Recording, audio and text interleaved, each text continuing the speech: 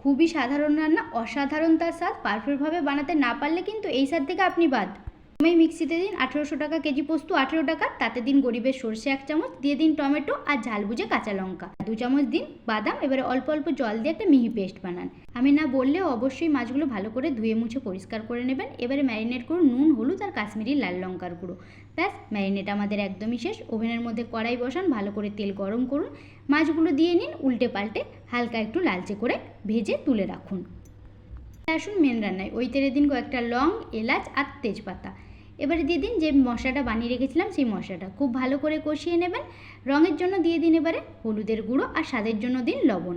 লবণ আর হলুদটা দিয়ে এবারে আবারও ভালো করে কষিয়ে নেবেন। দিয়ে দিন মিক্সি ধোয়া জল। জলটা দিয়ে ভালো করে কষিয়ে নিয়ে গ্রেভি অনুযায়ী দিয়ে দিন বেশি পরিমাণে জল। জলটা ফুটে উঠলেই ভেজে রাখা মাছগুলো দিয়ে দিন।